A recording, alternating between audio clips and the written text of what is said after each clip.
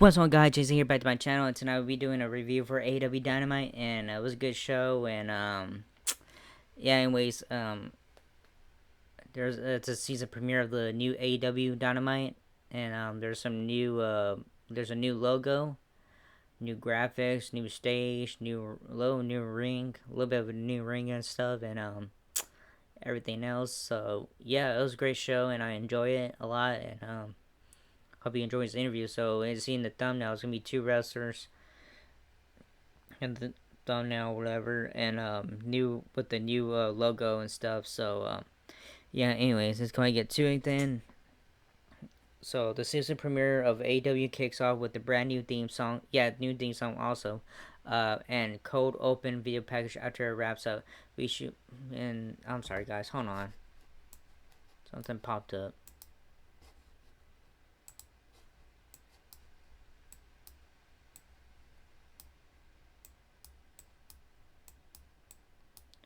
Um, so yeah, everything was new and stuff with the new video package, and yeah, it was good. So let's go and get to it, and yeah. All right, we're gonna go ahead with the segment and stuff, and here we go. It says, "Fire go off as we settle." Um,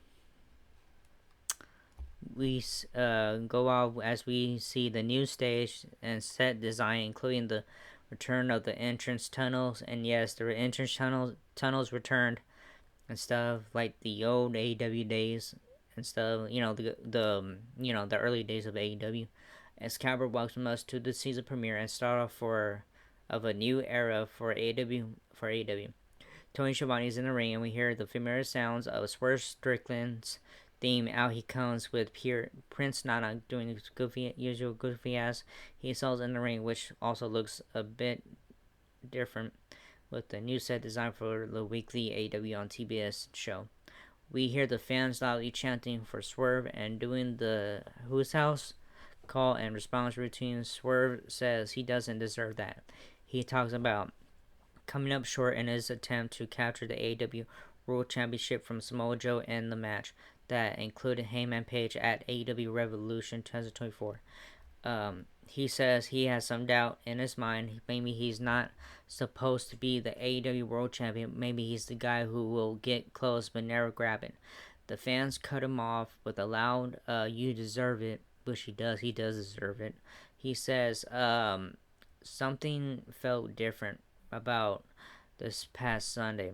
Strickland says it felt very different, and like people were truly rooting for him for the first time. He says we heard people flew across the country from his home state of Washington in hopes of seeing him make history. He says for that, he will not let us down. The fact remains nothing changes from this point on. He tells Mojo he's coming for him and vows he's going to beat him for the title. The theme for Mojo hits, and out comes the reigning AEW World Champion.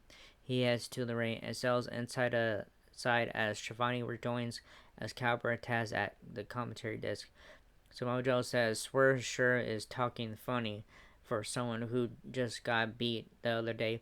He says he's out here to give him a bit of a reality check. He says we're here in Swerve's country.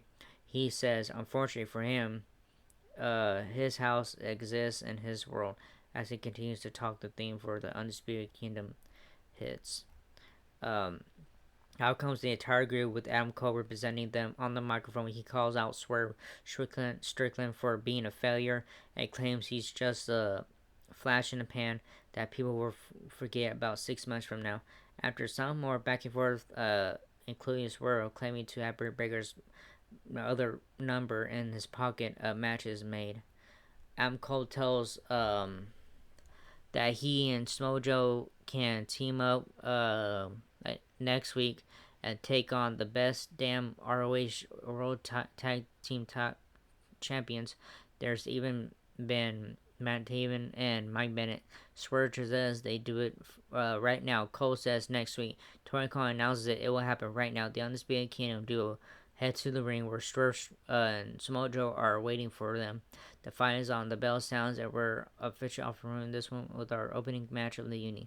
Samoa Joe ends up getting beat down by Taven and Bennett, who are in a comfortable offensive lead as we head into a mid-match commercial break. Sorry guys, my arm was hurting.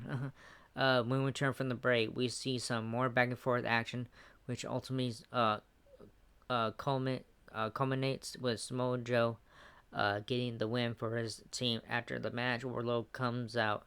Wardlow versus Samoa Joe for the AEW World Championship is announced for next week's AEW Big Business special event from the TD Garden in Boston, Massachusetts. So the winners are Samoa Joe and Short Strickland. Alright, next match is FTW Championship. Hook, who is the champion, versus Brian Page. Backstage, Chris Jericho talks to Hook about how he respected his father, Taz, but never really respected Hook until he stood up for himself. Recently, Hook says bet and walks off as we head to another commercial break. When we return, the Young Bucks tease their huge announcement for later in the show. We hear the familiar sounds of Action Bronson back inside the arena, and out to the Hook bat symbol comes the reigning and defending FTW champion. He sells in the ring, and his music dies down. The Machine Brian Cage's theme hits next, and out comes a former FTW champion from the Mogul Bassi for this 101 title tilt. The bell sounds, and we're fresh off running with this one. We see Hook ride on the machine out of the gate, but it isn't long before the bigger, stronger challenger takes over. The fight spills out to the floor, where Hook sprays a fire extinguisher in Cage's face. As Cage goes for a spear, Hook moves and Cage goes through the barricade. On that note, we head to a mid-match commercial break as the action continues. When we return, we see weapons all over the ring, and it is Cage dominating the action. Hook fights back and ends up suplexing Cage on a sack full of thumbtacks before locking in his Red Rum submission finisher for the win. After the match, the Gates of Agony hit the ring by Chris Jericho's makes a save. So the winner is and still FTW champion Hook. Tournament to determine a new AEW World Tag Team Champions.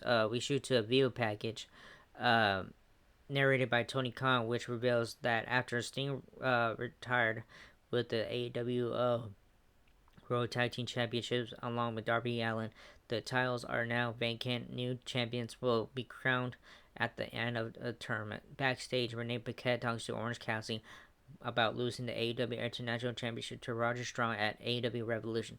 Cassidy says his goal is to fill his backpack with gold again. She says if best friends are going to enter the tournament, a match is announced for Friday's Rampage. Next match is Kill Switch versus Danny Magic Menard. Here we go. Back inside the arena, the theme for Cushy Case hits, and out comes Kill Switch, Luchasaurus from the patriarchy. He sells in the ring as TNT champion Christian Cage takes his place on special guest commentary for this one. The theme for Danny Matt Menard hits, and now he comes. The bell sounds, and off we go with our next match of the evening. We see Menard hanging in there early on, but within seconds, Killswitch is beating him down in one-on-one sided fashion. He hits a big lariat and finishes this one super quick. So the winner is Killswitch. We see the patriarchy beat down Menard some more after the match and then head to the back together. When they reach the top of the ramp, Adam Copeland hits the scene and starts brawling with them. They end up running off in a car. Copeland turns to the camera and says he knows Cage will see this. He calls him for running like a little bitch and challenges him to Cage Cope 3 and an I Quit match for the TNT Championship to end their beef, where it all started. Toronto, Ontario, Canada on Aew Dynamite in 2 weeks. Tony Khan confirms this seconds later. Alright, promo, which is backstage. Kyle O'Reilly is interviewed by Renee Paquette after his surprise return after Roger Strong won the AEW International Championship from Orange Cassidy at Sunday's AEW Revolution 2024 pay-per-view. O'Reilly talks about how he feels like he has fallen so far the mountain after being gone for so long. He thought it might be over. He's just happy to be back. He had to. We had to another commercial break after this brief interview wraps up. All right, another segment promo. Whatever. The Young Bucks have a new announcement. Um, Tony Schiavone is in the ring again, and he introduces his guests. At this time, the AEW EVPs, the Young Bucks. Out comes Matthew and Nicholas Jackson to their theme song to make their huge announcement. Schiavone congratulates them on their excellent entrance just now, especially after they got their asses kicked this past Sunday. They yell at Schiavone to get out the ring and say they're past that. They also complain about how Sting had his two sons who are giants help him and cheat to win. Yeah, they're big guys, man. Like their dad. They boast ending Sting's career forever, and then announces they are entering themselves in the new tournament announced earlier tonight to determine the new AEW World Tag Team Championships. They then mentioned how they have two huge announcements. They mentioned that after Heyman Page put his hands on two officials this past Sunday, he is suspended indefinitely from the Elite without pay. They say that Kenny Omega disappeared off the face of the earth. They say you haven't made any of your dates for no good reason. They say as far as their association with Kenny Omega and the Elite goes, Ken, you're fired. They say they're sorry and they apologize if they just found out about this on live television. They then tease their second huge announcement, but are cut off by the theme for Eddie Kingston. Out comes the AEW Continental Crown Champion to chant uh, of Eddie. He says, yeah, but by way of wearing sweatpants and Timberlands, he tells the hothead brother of the two that he can do something now if he wants, calls him a bitch, and gets in his face. Matthew holds Nicholas back, but he and Kingston end up brawling anyways. The Young Bucks team up together and beat Kingston down. When they go for the EVP trigger, they are cut off by the theme music of the Rainmaker Okada. Out comes the Japanese legend to a huge pop to kick off his run in AEW. Okada heads to the ring in a suit to huge chants from the crowd in attendance. He confronts the Young Bucks in the ring. He and Kingston stand together, but then he pulls a swerve and takes Kingston out with a clothesline. Okada lays out Aiden Kingston and hard stares the crowd. The Young Bucks get back on the mic and makes their announcement, that huge announcement, which is that Okada is the newest member of the Elite. Alright, next match is Rio versus Chris Statlander. We shoot to a video package looking back at Will Ospreay's memorable performance in a victory over Konosuke Takeshita at AEW Revolution. The commentators then promote this main event tonight against ROH champion Kyle Fletcher. Back inside the arena, Rio's theme hits and the there you go. AEW Women's World Champion makes her way down to the ring for our next match of the evening. Her music dies down, then former AEW TBS Women's Champion Chris Hart makes her way out. The bell's down with fresh off running after a couple minutes of back and forth action. We head to a mid-match commercial break. When we return, we see the match still in progress with Statlander and Rio trading chops and forearms back and forth in the middle of the ring. Stokely Hathaway is shown at ringside cheering Statlander as Rio takes back over on offense. She comes off the top rope with the big move, but then walks into a big shot from Statlander that drops her. Stokely likes the new mean streak Statlander is showing in the ring tonight. He tries sneaking a train to her and distracting the ref, but Statlander decides against using it, and Rio ends up getting the win. Stokely doesn't look happy. The winner is Rio. Alright, backstage, we see Thomas Tony Storm announce that this week on sorry, AW Collision. She will present the first ever Tony Award. She then presents Mariah May with her very own T-shirt. We head to another commercial break. Uh, when we return, we have another segment thing. Whatever. With Darby Allin. When we return, we see Willow Nightingale's get informed backstage that she will go 1-on-1 against Rio next week at AEW Big Business. She vows to win the match. And they go after Julia Hart to win the TBS Women's Championship. Back inside the arena, Tony Schiavone is in the ring. He introduces his guests. At this time, Darby Allin comes out and talks about the memorable performance he and Sting had in their tornado tag title defense at AEW Revolution. He gets choked up talking about how he's cut up from the glass spot. He will go to AEW Big Business next week to battle Jay White. He says after that he's gonna climb Mount Everest. Once again, he gets choked up when he says if next week is his final match, his last match, he's going out fighting. He vows he won't be placing Sting as a partner. He leaves his tag title in the ring. Jay White's theme hits, and out he comes with the guns. Switchblade taunts Darby Allin over his glass and spot and the aftermath of it, he calls him a little lost puppy without Sting by his side. He says he's got a new nickname for him. Darby Scissorhands, which is Edward Scissorhands. That's what it means. Darby says White did a lot outside of AEW, but since he's been here, all he's done is play with cardboard cutouts. Darby whispers something into White's ear after telling him if he's a man, he'll come along. He turns back quick, but Darby raises Sting's bat to his throat. He says he'll see him at Big Business and walks off. Alright, next one is about, the House of Black. Backstage, Julia Hart is standing with Sky Blue. She issues an open house challenge for her TBS Women's Championship for this Friday's episode of AEW Rampage on TNT. We head to another commercial break. When we return, we see the House of Black trio of Malachi Black, Buddy Matthews, and Brody King addressing Mark Briscoe.